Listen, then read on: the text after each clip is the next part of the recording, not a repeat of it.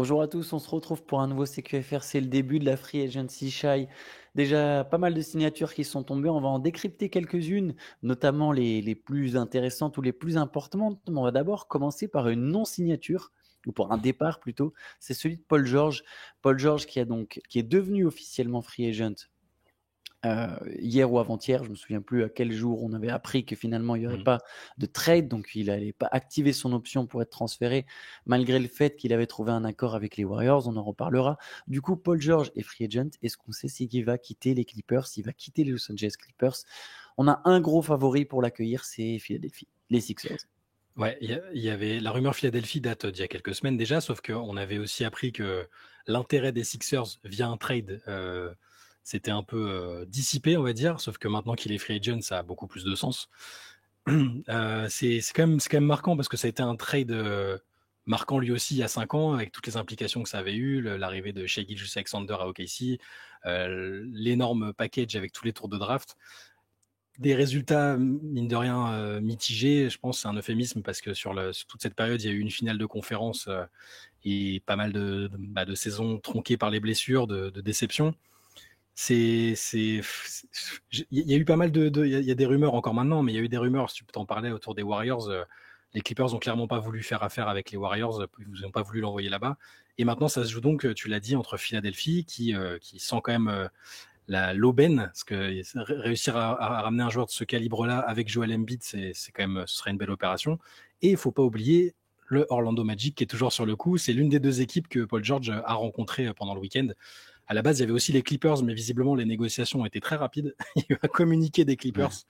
C'est assez rare. D'ailleurs, c'est même pas, je crois pas que ce soit Woj ou Shams qui a annoncé d'abord le truc. Il y a eu communiqué des Clippers pour dire que leur position, quasiment depuis le début des discussions, était extrêmement éloignée, qu'ils remerciaient Paul George pour ses belles saisons, mais que c'était pas possible et qu'il fallait passer à autre chose, que l'équipe serait quand même extrêmement compétitive la saison prochaine. Ils n'allaient pas dire le contraire d'un autre côté.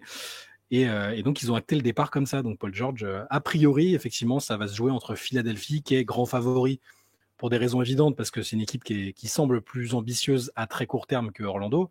Mais attention quand même au Magic qui a des choses intéressantes à proposer à Paul George. Paul George qui avait dit que c'était pas son obsession de jouer le titre la saison prochaine. Donc je m'accroche à ça, je serais pas contre une petite signature de Paul George au Magic. Après, le Magic a déjà signé Caldwell Pope, ouais. Caldwell Pope qui prend de la place dans le salary cap, mais Mm. bon, à voir, j'imagine qu'il suffit de pas grand-chose, de pas bouger grand-chose pour rajouter quand même le contrat de Paul George, mais Caldwell Pope prend déjà en plus aussi une place dans le starting five. Donc, bon, moi je serais surpris s'il signait ailleurs qu'à Philadelphie. De toute façon, dès le départ, je pense que c'était depuis le moment, il y a cette petite scène entre Joel Embiid et Paul George. Je pense que tout le monde sait depuis un moment dans le circuit que Paul George va pas rester aux Clippers, parce que tu as dit des négociations étaient très rapides, ironiquement, mais Mm. c'est qu'en fait, elles ont été très longues. Ça fait Ouais. depuis le début de la saison que les Clippers et Paul George y négocient. C'est ce qu'ils ont expliqué, les Clippers, dans leur communiqué. Que ça fait des mois qu'il y a des discussions, que ça fait des mois qu'ils se rendent compte qui sont trop éloignés, et que du coup, je pense que ça fait très longtemps que Paul George il sait qu'il va partir. Je pense que ça fait très longtemps que Joel Embiid il sait que Paul George va partir, et je pense que du coup, ça fait peut-être même très longtemps que les Sixers savent qu'ils vont signer Paul George. Je serais très surpris que ce soit autrement. Et je pense que si le Magic avait vraiment une chance de signer Paul Mm. George, ils auraient peut-être attendu avant de signer Kentavious Caldwell Pope. Ouais. Après, on verra, je me trompe peut-être. Mais voilà pour Los Angeles. Les négociations justement sur cet écart, c'est que les Clippers sont arrivés avec deux de leurs trois superstars libres sur le marché cet été, deux superstars de plus de 33 ans. Et la logique pour Los Angeles, ça a été de dire on veut bien garder, on veut bien offrir des beaux contrats, mais sur des durées plutôt courtes, parce qu'on ne veut pas se mettre trop dans le rouge au-delà d'une certaine période. On ne veut pas non plus exploser notre salary cap.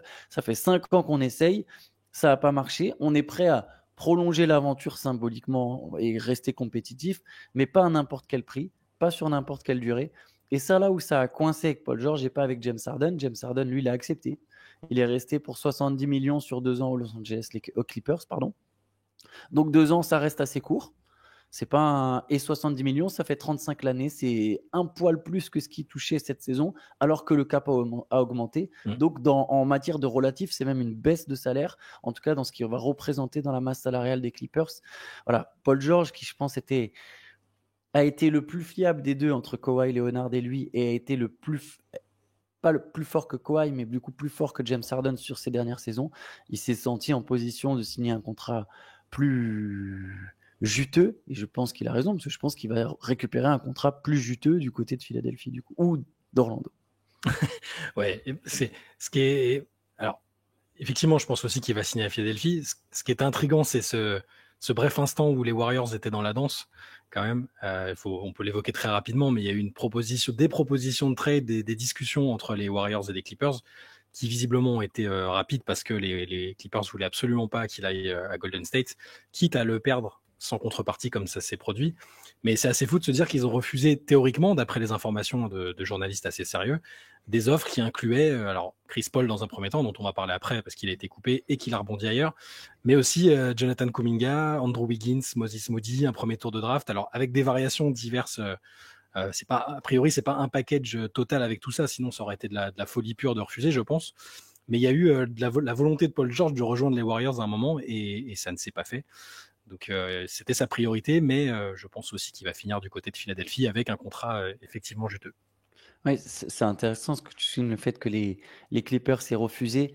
Alors effectivement, The Athletic précise que, par exemple, à aucun moment il y avait Wiggins et Kuminga. Il a cité Tim Kawakami, qui s'est trompé d'ailleurs récemment sur Kevin Looney, au passage.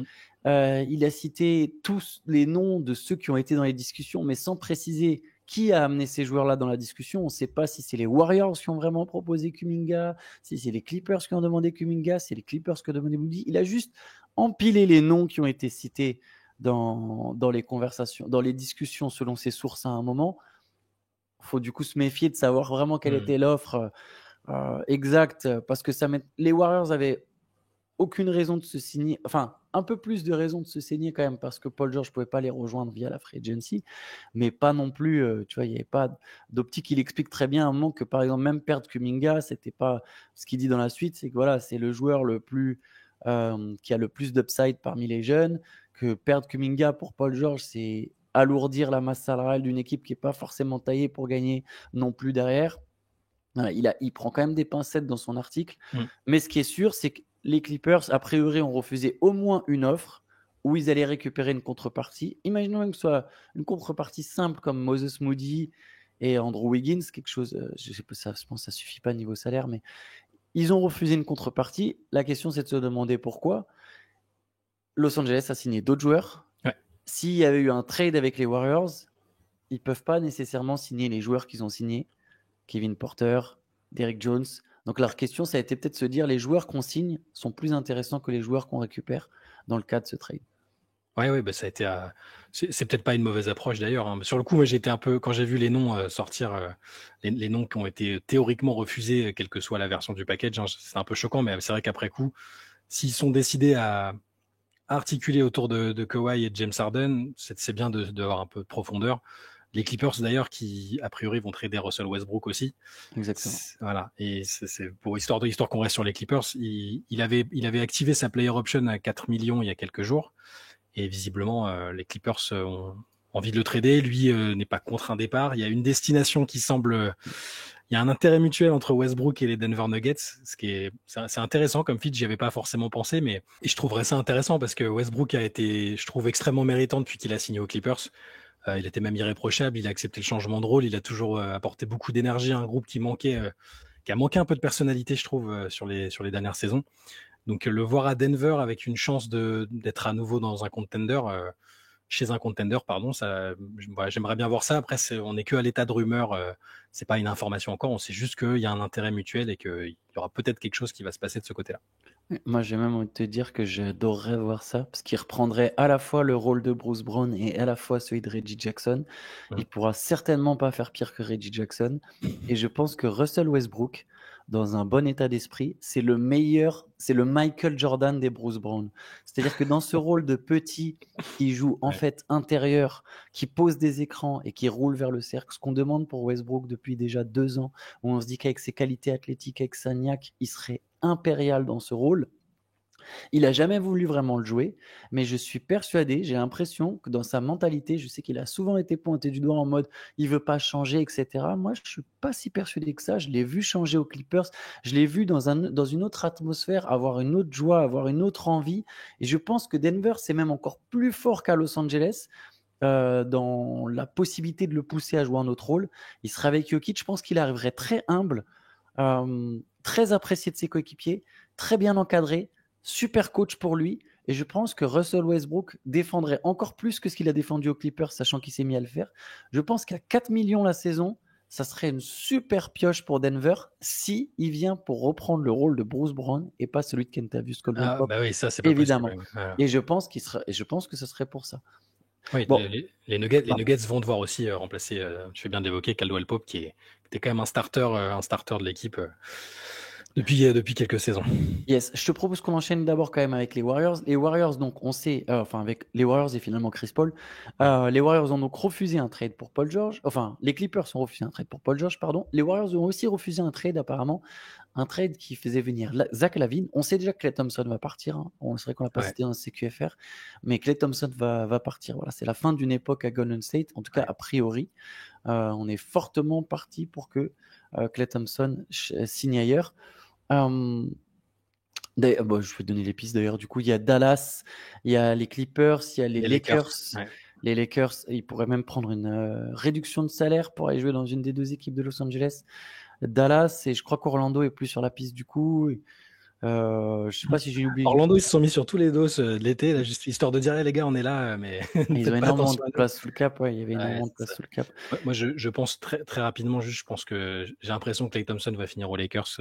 Ou son père. Clin d'œil de l'histoire. Voilà, c'est jouer avec LeBron qui est censé prolonger, mais qui veut quand même attendre pour pouvoir faire une petite ristourne s'il y a des joueurs qui arrivent qui lui conviennent, sinon il prendra le max. J'ai l'impression, c'est un feeling, j'ai pas d'informations, mais je pense que Klay Thompson va finir aux Lakers. Je suis assez d'accord avec toi. Je suis d'accord avec ton pressentiment. Ça, mais je serais pas surpris non plus. D'ailleurs, les Mavericks ont ajouté des joueurs. Je pense qu'ils sont déjà au-dessus du cap, à mon avis. Il faudrait que je check. Mais du coup, je suis assez d'accord avec toi. Les Clippers aussi ont ajouté des joueurs. Et au final, ouais, je serais pas surpris qu'ils terminent aux Lakers, Klay Thompson. Donc, les Warriors ont refusé Zach LaVine contre Chris Paul et Andrew Wiggins. Je sais pas si c'est étonnant. Je sais pas si tu veux réagir d'ailleurs sur ce trade. J'ai pas l'impression que c'est très difficile pour les Bulls de trader Zach LaVine. J'ai lu qu'ils essaient d'ajouter un premier tour de draft pour convaincre des équipes de le prendre. Malheureusement, il est pas dans un état de grâce. Sa cote de popularité dans la ligue est un peu compliquée. Je pense que pourtant qu'il peut apporter des choses à une équipe, mais son contrat est quand même. Donc non, ça me surprend pas qu'ils aient pas spécialement voulu l'accueillir. Ouais, parce qu'au final, le contrat de LaVine est plus long que celui de Wiggins. Alors oui, il a un meilleur apport, mais t'es blindé derrière, tu peux faire aucun autre move. Et Chris Paul, du coup, vu qu'ils n'ont pas fait ce trade, ils ont coupé Chris Paul, donc ils se sont séparés de ces 30 millions. Les Warriors ont fait des économies énormes hier. Ils sont passés d'une équipe qui paye, qui est la plus grosse masse salariale de la ligue, à une équipe qui maintenant peut signer des joueurs avec la mid-level. Exception si je dis pas de bêtises, ou en tout cas ils sont vachement descendus sous le cap. À vérifier là, j'ai donné une affirmation un peu forte, mais il me semble qu'ils sont effectivement repassés vraiment sous un certain seuil. Et oui, je dis pas de bêtises pour une fois, tiens, c'est bel et bien ça. Du coup, Chris Paul free agent, il a signé aux Spurs 1 an, 11 millions. Trop bien. Enfin, trop bien pour tout le monde en fait, parce que si on considère que Chris Paul a encore un peu de jus, ce que je pense, il n'a pas eu de chance avec les blessures, ça a pas facilité son année à Golden State, plus un contexte qui était quand même compliqué aussi chez les Warriors. Là, le voir arriver à San Antonio, ça me rappelle, alors 4 ans plus tard, mais ce qu'il a fait avec Oklahoma City. Je pense que l'idée, c'est qu'il arrive comme un mentor pour tous les jeunes joueurs qui seront là, qu'il apporte son expérience, son leadership à Victor Wembanyama et aux autres.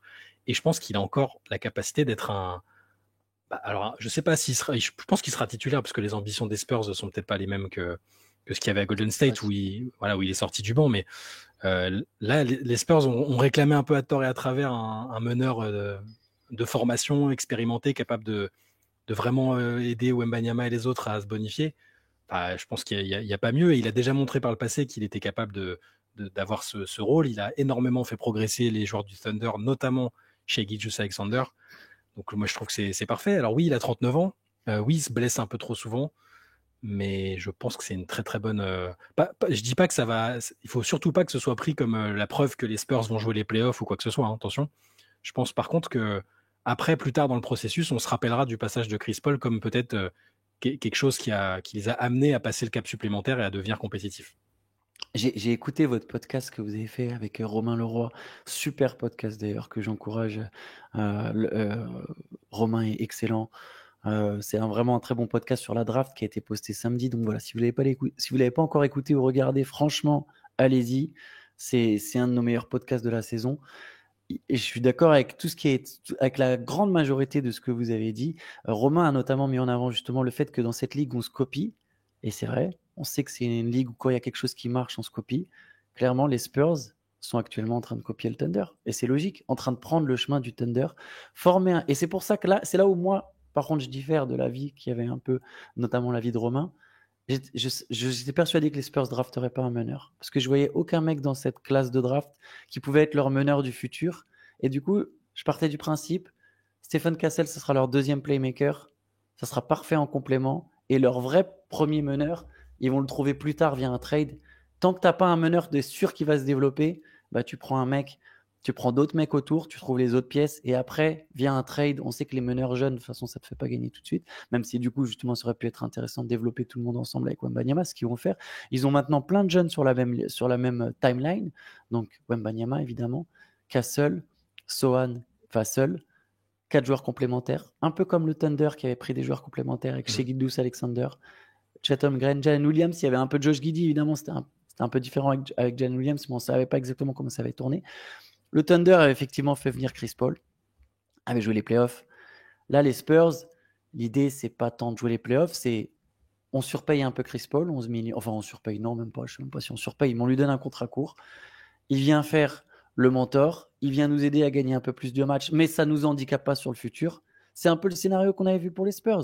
C'est-à-dire, on récupère, on garde au moins les pics, ou le pic qui a été transféré, c'est pour des futurs pics, pour quand l'équipe sera justement compétitive et que ça sera intéressant d'avoir des assets. Et puis, on ne sait jamais si Minnesota se crache d'ici là. Mais du coup, on garde notre noyau dur, on ne le casse pas, on ne casse pas de futurs assets. On garde cette flexibilité et on ajoute des vétérans sans handicaper le futur, sans mettre en péril le futur de la franchise. Bah, du coup, Chris Paul, 1 an, voilà, il va forcément rendre l'équipe un peu plus compétitive. Il va forcément aider tous les autres à se développer. Il va aider Stephen Castle à se développer. Stephen Castle, je pense aussi que ça sera pas. Je pense que ça sera un joueur de complément, mais c'est un peu comme Dejounte Murray, un mec qui est arrivé où tu te dis peut-être que ce sera une star. S'il ajoute quelque chose, ça peut être une star. Donc Chris Paul, il va l'aider. Chris Paul, il va trouver des tirs ouverts pour Wembanyama. Il va rendre tout le monde meilleur. Ils ont encore du cap. Ils peuvent encore ajouter des vétérans.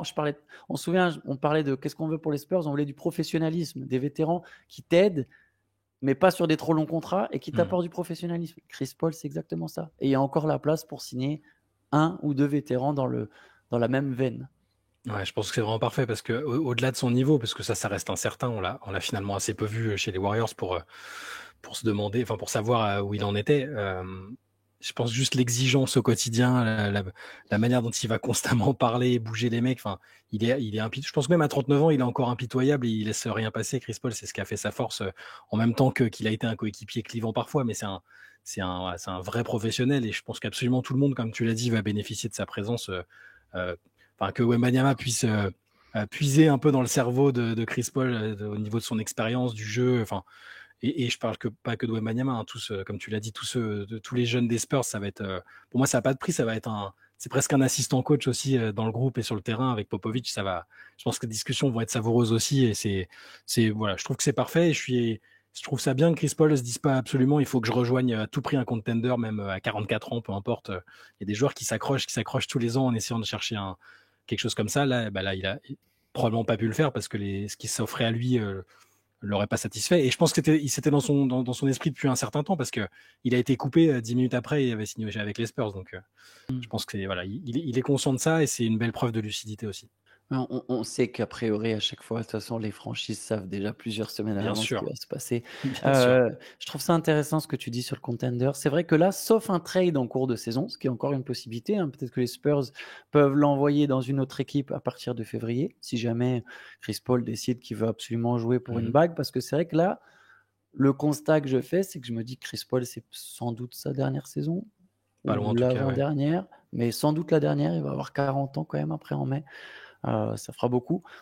Chris Paul renonce quelque part à gagner un titre NBA en signant aux Spurs, sauf si trade il y a en cours de saison. C'est pas un scénario ou même buyout en cours de saison. Ils peuvent se dire, bah voilà, on a eu 6 mois de Chris Paul, maintenant merci, va essayer d'aller gagner ta bague.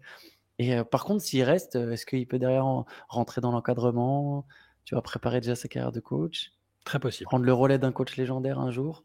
On ne sait pas, mais voilà pour Chris Paul. Je te propose qu'on aborde une dernière signature. Ouais, Toutes les signatures, elles sont disponibles sur Basket Session. Il y a un grand live avec tous les trades, toutes les signatures. Vous pouvez tout retrouver. Il suffit d'aller sur le site. Et cet après-midi, on fera un podcast long. Du coup, avec Théo, forcément un podcast. On reviendra plus en détail sur les signatures, notamment toutes celles dont on n'a pas parlé. Il y en a un paquet.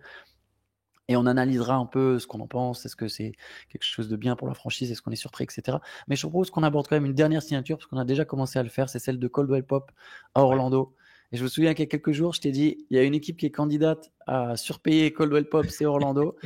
Mais je trouve, Shai, Ouais. qu'il n'a pas été surpayé. 66 Non, millions sur 3 ans pour Kentavious Caldwell Pope qui débarque donc du côté du Magic. ça correspond tout à fait à ce dont tu as besoin Orlando parce que de l'expérience, un type qui a été titulaire dans 2 équipes qui ont été championnes ces 3 à 4 dernières années, avec les Lakers puis avec les Nuggets. Un 3&D, donc qui défend toujours très fort, qui est relativement fiable à 3 points aussi. Oui, c'est pas surpayé pour l'apport d'expérience et même ce qu'il apporte encore sur le terrain. Je pense que c'est. Après, le Magic a pas. Même s'il y a de l'argent, ils peuvent pas non plus attirer n'importe qui parce que ils ont été un peu en avance, je trouve, sur leur temps de passage, sur la progression attendue. Ils ont été en playoff, ils ont fini assez haut dans la conférence Est en saison régulière. Donc c'est délicat de savoir quels sont les moves à faire pour rester à minima aussi compétitif, ce qui est pas facile, et faire au moins aussi bien, c'est-à-dire aller au premier tour des playoffs et s'y battre pour passer en demi-finale. Caldwell Pope, ça me paraît très bien. On s'attendait à ce qu'il parte. De toute façon, à partir du moment où Calvin Booth, le GM des Nuggets, avait dit on s'en remettra, on trouvera le moyen de compenser s'il s'en va, on avait compris qu'il allait partir. Par contre, je le voyais plus aller dans une équipe qui était plus ambitieuse à court terme. Mais non, ça me paraît être un bon move pour tout le monde. C'est un gars qui a déjà gagné des titres, donc il court pas après les bagues. C'est bon deal, je trouve, et effectivement pas surpayé non plus parce que 66 millions sur 3 ans, ça va, c'est réglo. Je pense qu'il a pris le club qui lui donnait le plus d'argent au final. Oui, Son pari au moment où il est opt-out, pardon, de toute façon, c'est d'aller chercher le plus gros contrat possible. Il y a sans doute pas eu, après on verra, peut-être qu'il a refusé quand même certaines offres d'équipes encore inférieures à Orlando qui lui proposaient peut-être plus d'argent. Pour moi, la clé pour que ça marche au Magic, effectivement, il rentre dans le moule parfait. Donc, il défend fort, c'est une équipe très défensive. Ça te donne un défenseur de plus. Euh, et il apporte théoriquement du shoot à 3 points. Je pense que le Magic aura besoin aussi de joueurs capables de créer, hein. C'est aussi un peu ce qui manque, des playmakers, parce que du coup, ça ouais. met beaucoup de pression sur Paolo Banchero et sur Franz Wagner. Je pense que c'est intéressant aussi d'avoir un mec qui est capable à la fois de shooter à 3 points, mais aussi de créer. Kentavious Caldwell-Pope, pour moi, le baromètre au Magic, ça sera son adresse à 3 points, mais son adresse à 3 points à travers le volume. C'est-à-dire que là, il prenait 4 tirs à 3 points par match, il était très adroit, il en mettait 40%. Il va devoir en prendre plus à Orlando. Et est-ce qu'il arrive à Orlando à garder une adresse haute, très haute, 40%, c'est énorme. Est-ce qu'il arrive à avoir une très forte adresse à 3 points en ayant un plus gros volume?